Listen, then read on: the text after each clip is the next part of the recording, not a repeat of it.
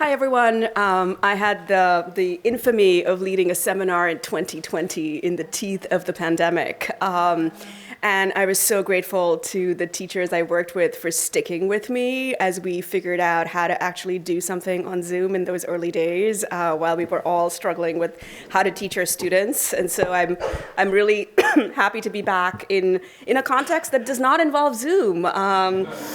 In a similar vein, and came out of my experience teaching about maps back in 2020, and the biggest thing I learned, I think, from the teachers I worked with is it's less important to know about the long history of maps and their technology and their math, and it's so much more important to give students a sense of why is mapping everywhere in our lives? How do we do it? How do we develop literacies around reading, for instance, those electoral maps with those little dots and be able to kind of unpack what's encoded in them as the stories we tell about our world. So I come to maps as a scholarly of cultural history in which I think of them as telling stories, as narratives, but ones that are based in empirical fact, so to speak, but fact that is translated in all of these complex ways into narratives and into visual rhetoric, right? I mean, through just from the basics of how a map is presented in terms of its projection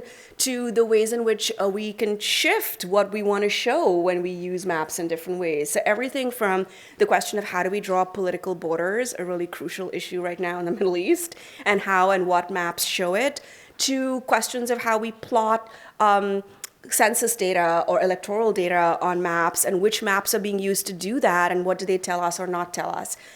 Similarly, I think when students are called upon to make their own maps, starting from simply thinking about one of the first exercises I have students do is to map an important place for them, whether it's their room, their school, their home, and it's really hard. They discover very quickly that they have to leave out a lot of stuff and they have to make decisions. And it's the first kind of, I think, way to just say, okay, I realize a lot is being left out. I'm telling a story, right? So this would be a course that, again, combined a lot of strategies of map making of different kinds with contextualized readings about how maps work. So teachers have a context that they can bring to their students.